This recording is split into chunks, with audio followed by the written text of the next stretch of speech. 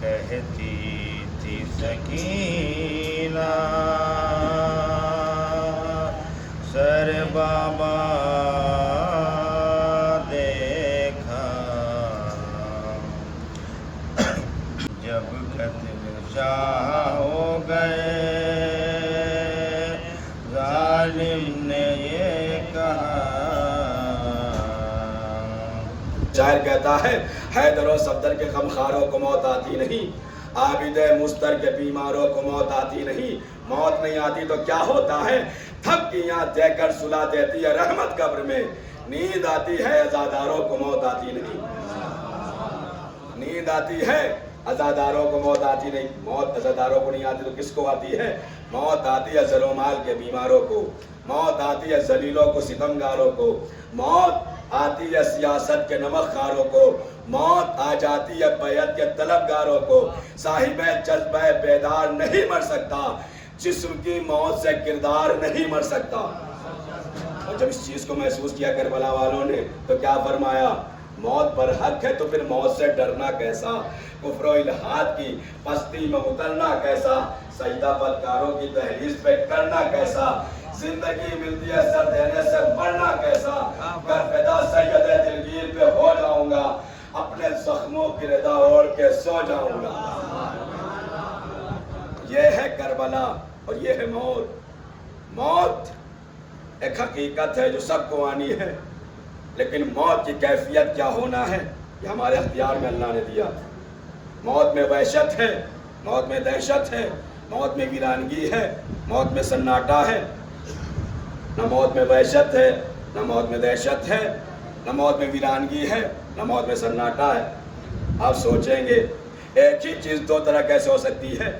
یا دن ہوگا یا رات، یا میں بول رہا ہوں یا خاموش.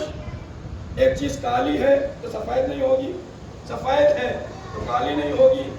اگر سورج نکلا ہے تو دن ہوگا، سورج نہیں ہے تو رات ہوگی.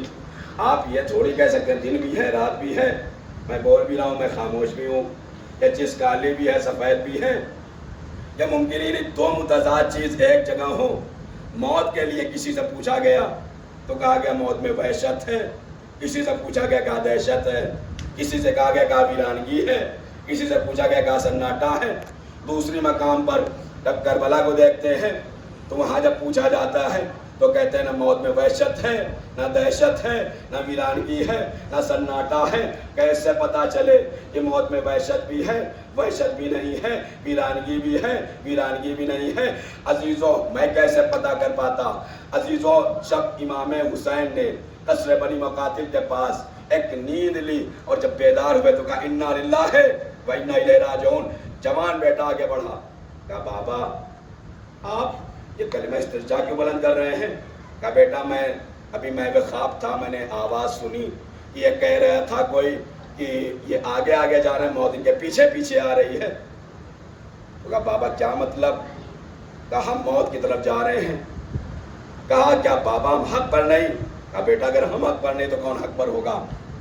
ایک مرتبہ جوان بیٹے نے کہا اے بابا اگر ہم حق پر ہیں تو چاہے موت ہم پر آ پڑے یا ہم موت پر جا پڑے، ہمیں موت کی پرواہ نہیں.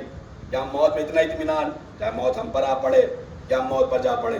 اور دوسری جگہ پر جب کوئی حسینی لشکر سے نکل کر چاہے جناب اکبر ہوں، چاہے انہوں محمد ہوں، چاہے حبیب نے مظاہر ہوں، دشمنوں کے لشکر پر حملہ کر رہے تھے تو لوگ فرار کر رہے تھے اور پریشان نظر آ رہے تھے، الامان الحفیظ کہہ رہے تھے. کیوں؟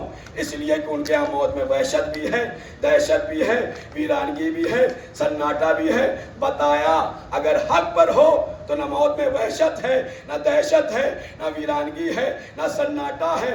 اور اگر باطل پر ہو تو موت میں وحشت بھی ہے، دہشت بھی ہے، ویرانگی بھی ہے، سناٹا بھی ہے. کسی سائنٹسٹ سے پوچھو موت کا ذائقہ کیا ہے، وہ کہے گا بڑا تلخ ہے. کسی دانشور سے پوچھو موت کا ذائقہ کیا ہے، وہ کہے گا بہت تلخ چیز کا نام موت ہے. اور جناب قاسم سے حسین ابن علی نے جو سوال کیا یا بنیا اے میرے لال کیف الموت عندک، تمہاری نظر میں موت کیسی ہے؟ کیا فرمایا جناب قاسم نے؟ یا امی الموت عندی احلی من العسل، موت تو میری نظر میں شہد سے زیادہ شیریں ہے. کربلا کے مصیبت مصیبت میں پڑی ہے زینب کربلا کی مصیبت میں پڑی ہے زینب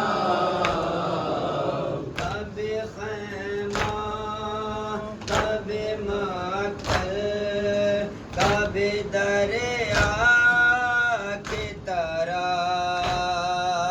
کبھی خیمہ کبھی مقتل کبھی دریا کی طرح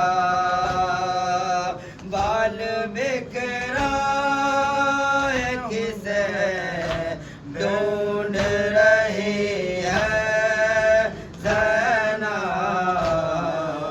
کربلا کی مصیبت میں پڑی ہے زینب کس کو آواز دے اکبر ہے نہ عباس جری کس کو آواز دے اکبر ہے نہ